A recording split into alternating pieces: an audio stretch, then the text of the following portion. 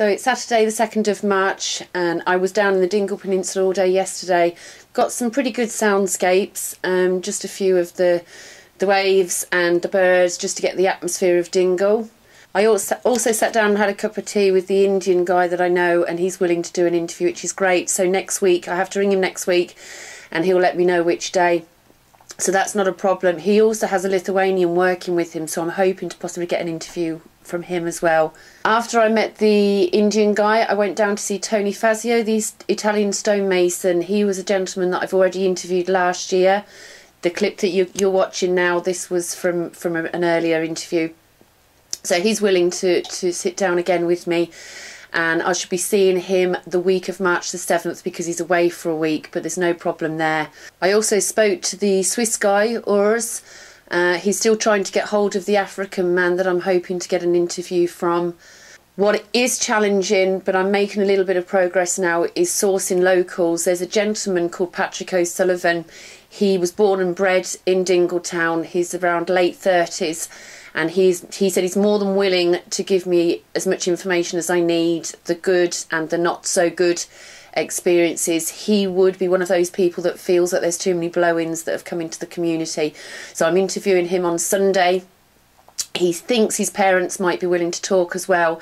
Now, his mother's father was the first shipmaster of Dingle. I'm hoping to also see a couple of politicians down in the area, and I'm also researching the issues on migration down in the Dingle Peninsula. Finding this a little bit challenging because I'm getting migration issues, but I'm trying to specifically find the migration issues in Dingle. Over the last few weeks there has been some challenges. I was originally going to do one-to-one interviews, and then I thought holding a couple of dinner parties might have been a good idea and people might be willing to be a bit more open, but no locals of the Dingle area will travel out, and also my sound engineer unfortunately cannot help anymore, so I cannot waste any more time. That's why I went down to Dingle the other day, got a few interviews confirmed. I should be back down twice this week. All of my contacts that I've saw so far and who are willing to talk to me have got completely different experiences. One gentleman married an Irish lady. She couldn't deal with living in his country. That's why he moved over here. There's another one that did get married, but it wasn't the reason he came over. He worked, he wanted to create a better life for himself, and then he met his future wife. There's also another lady who moved over from the Czech Republic. Now, she came over with about 30 other people. Some of those have gone back, so she's willing to also talk to me.